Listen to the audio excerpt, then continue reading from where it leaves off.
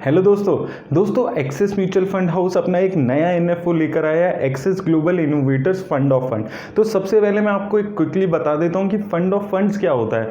Basically दोस्तों, fund of funds वो mutual funds होते हैं जो डायरेक्टली किसी शेयर में पैसा नहीं लगाते हैं। ये म्यूचुअल फंड्स किसी और म्यूचुअल फंड या ETF में पैसा लगाते हैं, तो इसलिए इनको फंड ऑफ फंड्स बोला जाता है। और दूसरी बात आती है बहुत ही इंपॉर्टेंट कि एनएफओ में क्या हमें इन्वेस्ट करके एक एक्स्ट्रा बेनिफिट होता है। तो दोस्तों, एक्स्ट्रा बेनिफिट कुछ नहीं होता है एनएफओ में इन्वेस्ट करने से।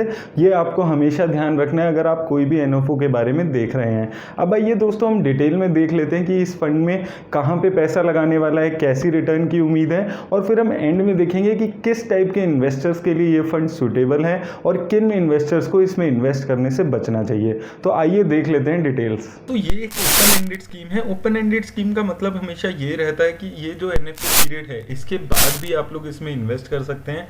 ऐसा नहीं है कि एनएफओ पीरियड में आप इन्वेस्ट नहीं कर पाए तो आप आगे इसमें इन्वेस्ट नहीं कर पाएंगे। और ये जो स्कीम है ये एक फंड ऑफ फंड्स है। फंड ऑफ फंड्स जैसे मैंने अभी भी आपको बताया था, ये वो फंड्स होते हैं जो डायरेक्टली किसी शेयर का परचेज नहीं करते हैं, ये ETF या दूसरे म्यूचुअल फंड्स को परचेज करते हैं। अब अगर हम axis global innovation fund of fund की बात करते हैं तो ये इन्वेस्ट करने वाला है स्क्रोडर इंटरनेशनल के सिलेक्शन फंड ग्लोबल डिस्रप्शन में। तो ये एक फंड रहने वाला है जिसमें ये इन्वेस्ट करेगा। और अगर आपको इन्वेस्ट करना है इस म्यूचुअल फंड में तो आपको 5,000 रुपये मिनिमम से यहाँ पर एनएफओ में शुरुआत करनी होगी। और अगर हम एनएफओ पीरियड की बात करते हैं तो 10 मई 2021 से ये एनएफओ पीरियड शुरू होने वाला है और मई 21 तक यहाँ पर ये ऑप्शन आपके पास रहेगी कि आप इसमें इन्वेस्ट कर सकते हैं। मई 21 के बाद कुछ टाइम के बाद नॉर्मल SIP के लिए भी ये फंड आपके लिए ओपन हो जाएगा। अब अगर हम बात करें इसके रिस्क की तो इसमें वही इन्वेस्टर इन्वेस्ट करें जो वेरी हाई रिस्क लेने वाले इन्वेस्टर्स हैं, उन्हीं के लिए ये बना हुआ है। और अगर हम बात करें इसके एग्जिट लोड की तो आपके अलॉटमेंट डेट के 1 साल के अंदर अगर आप पैसा निकालते हैं तो 10% तक की आपकी इन्वेस्टमेंट पे आपको कोई एग्जिट लोड नहीं लगेगा और 10% से ज़्यादा जितनी भी आपकी इन्वेस्टमेंट है उस पर आपको 1% का एग्जिट लोड देना होगा। और 12 महीने के बाद आप कुछ भी निकालते हैं तो आपको कोई एग्जिट लोड नहीं देना है। अब अगर दोस्तों हम इसमें टैक्सेशन को समझें तो दोस्तों आपको एक चीज़ समझनी पड़ेगी कि सिंस ये जो फंड है ये एक फॉरेन इक्विटी वाले फंड में इन्वेस्ट करता है, तो ये जो टैक्स होगा इंडिया में वो as a non equity fund होगा, यानी कि एज अ डेट फंड इसकी टैक्सेशन होगी। तो अगर हम अब टैक्सेशन पे बात करें तो अगर आप 3 साल तक इसको होल्ड करते हैं या उससे ज़्यादा टाइम के बाद आप इसको बेचते हैं तो उस पर आपको लॉन्ग टर्म कैपिटल गेन्स देना होगा जो कि 20% आपका प्रॉफिट का पोस्ट इंडेक्सेशन बनता है। और अगर आप 3 साल से पहले इस फंड को बेच देते हैं तो जितना भी आपका प्रॉफिट होगा वो आपके इनकम में ऐड हो जाएगा और स्लैब रेट पे आपको उस पर टैक्स देना होगा। अब आइए दोस्तों थोड़ा हम समझने की कोशिश करते हैं कि axis global innovation fund of fund जिस फंड में इन्वेस्ट करने वाला है उस फंड में आपको क्या चीज़ मिलने वाली है, वो क्या उसकी इन्वेस्टमेंट की फिलॉसफी है, उसमें कौन से सेक्टर्स हैं और वो कहाँ इन्वेस्ट करता है। तो दोस्तों अगर हम पहले इस फंड के बारे में बात करें तो इस फंड की एक बहुत ही सिंपल सी फिलॉसफी यहाँ पर ये रहती है कि जो कंपनीज अलग अलग सेक्टर्स में होने वाली डिसरप्शन का फायदा उठाती हैं ये उन कंपनीज को आइडेंटिफाई करके इन्वेस्ट करता है। अब इसमें ये फंड जो है वो 4 चीज़ों पे बात करता है। ये कहते हैं कि 4 टाइप की यहाँ पर कंपनीज हमें को देखने को मिलती है। पहली होती है डिसरप्टर, जो आकर इनोवेशन करती है नया और पूरी इंडस्ट्री की काया पलट कर देती है। जैसे कि हम अमेजोन को देखते हैं, अमेजोन ने पूरी जो रिटेल मार्केट थी उसको रेवोल्यूशनाइज कर दिया, पूरा उसको इंटरनेट बेस्ड बना दिया।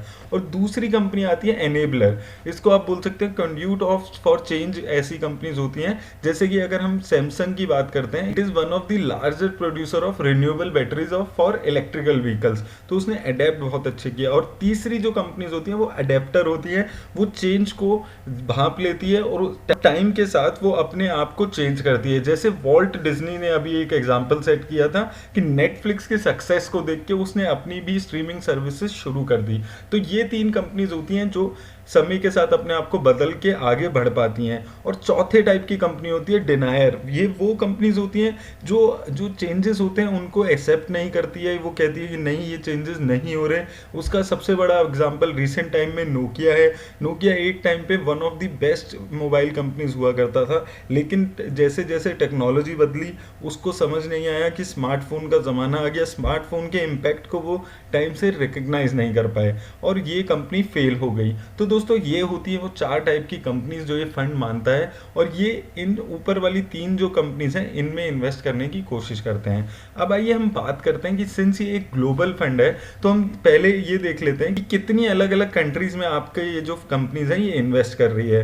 तो अब अगर हम बात करें इस कंपनी की, तो ये फंड जो है वो सबसे ज़्यादा जो इन्वेस्ट करने वाला है, यानी कि 61% जो इन्वेस्ट कर रहा है वो नॉर्थ अमेरिका के फंड्स में इन्वेस्ट कर रहा है। उसके बाद ये 14% पैसा इमर्जिंग मार्केट्स की कंपनीज में इन्वेस्ट कर रहा है, और यूरोप की कंपनीज में 11% पैसा इन्वेस्ट कर रहा है। उसी तरह Japan, UK, Pacific Japan, and then थोड़ा बहुत पैसा कैश में। तो मेजरली अगर हम यहाँ पर देखते हैं तो 61% पैसा जो है ये फंड नॉर्थ अमेरिका की कंपनीज में इन्वेस्ट कर रहा है, और 14% इमर्जिंग मार्केट यानी कि डेवलपिंग कंट्रीज में, और 11% यूरोप में। तो मेजरली ये 3 कंट्रीज हैं जहां पर ये ज़्यादा अपना पैसा इन्वेस्ट कर रहा है। अब आइए दोस्तों देख लेते हैं कि ये जो फंड है ये मेजर किन सेक्टर्स में अपना पैसा लगा रहा है। तो अगर हम ये डिसरप्शन फंड की बात करते हैं तो ये सबसे ज़्यादा पैसा अपना आईटी सेक्टर में लगा रहा है 36% के आसपास, वहीं कम्युनिकेशन सेक्टर में 15%, और कंज्यूमर डिस्क्रिशनरी में 13% पैसा। वहीं इंडस्ट्रियल और हेल्थ केयर में भी इसने 10 और 8% पैसा यहाँ पर लगाया हुआ है। तो दोस्तों यहाँ पर हमें वही कॉमन सेक्टर्स दिख रहे हैं जो आजकल काफ़ी चल रहे हैं, जैसे कि आईटी में इसका सबसे ज़्यादा पैसा है क्योंकि ये डिसरप्शन की थीम में पैसा लगा रहा है। जैसे कि हमने अभी समझा था कि कैसे अमेजॉन एक डिस्ट्रप्टर रहा अपने पर्टिकुलर सेक्टर में, तो ये सबसे ज़्यादा पैसा 36% आईटी में दिख रहा है। हेल्थ केयर में भी अच्छा पैसा है, कम्युनिकेशन, कंज्यूमर डिस्क्रिशनरी, इन सब सेक्टर्स में अपना पैसा लगा रहा है। अब अगर हम दोस्तों यहाँ पर कंपनीज पे बात करते हैं जो इस फंड में है, तो सबसे ज़्यादा पैसा ये अल्फ़ाबेट इंक में लगा रहा है 4.5%, यानी कि गूगल में। वहीं 4.3% इसने पैसा लगाया हुआ है माइक्रोसॉफ्ट में, और 3.5% अमेजॉन में। वहीं TSMC में 3%, एप्पल में 2.5%, वीज़ा में 2%, और ब्लैक रॉक में भी 2%। वहीं बुकिंग होल्डिंग्स, टेक्सास इंस्ट्रूमेंट और ASML जैसी कंपनीज भी इसके टॉप 10 कंपनीज में शामिल हैं। तो दोस्तों अगर मैं ये टॉप 10 कंपनीज देखता हूँ तो मोस्टली जो कंपनीज हैं वो यूएस की कंपनी है। अगर हम ये सिर्फ TSMC छोड़ दें और ASML छोड़ दें तो ये बाकी कंपनीज यूएस की कंपनीज है। ये TSMC जो कंपनी है ये ताइवान की कंपनी है, वहीं ASML जो कंपनी है वो नीदरलैंड्स की कंपनी है। तो बेसिकली ये आपको एक पोर्टफोलियो बनाकर दे रहा है जिसमें अलग अलग कंपनीज हैं। ये कोई रिस्ट्रिक्शन नहीं है कि ये यूके की ही कंपनी लेंगे या यूएस की ही कंपनी लेंगे।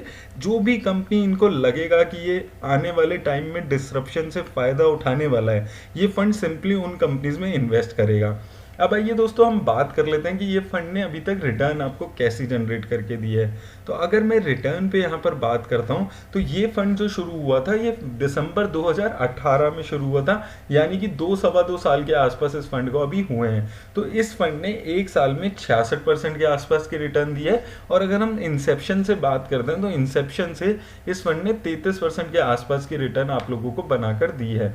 तो दोस्तों ये है इस फंड की डिटेल्स। अब अगर मैं बात करूँ कि किस इन्वेस्टर के लिए ये फंड बना है तो उसका बहुत ही सीधा सा आंसर है, जो इन्वेस्टर बहुत ज़्यादा रिस्क लेने वाला इन्वेस्टर है वो यहाँ पर इन्वेस्ट कर सकता है, और जिसको फॉरेन इक्विटी में डाइवर्सिफिकेशन चाहिए वो यहाँ पर इन्वेस्ट करने का सोच सकते हैं। लेकिन अगर मैं अपनी निजी राय की इस फंड के बारे में बात करूँ तो जो मैं आपको हर NFO के बारे में बोलता हूँ वही मैं इसमें भी बोलूँगा। लेट्स वेट फॉर 1 ईयर, क्योंकि इसमें रिस्क ज़्यादा है तो अभी से इन्वेस्ट करने का कोई यहाँ पर लॉजिक नहीं है।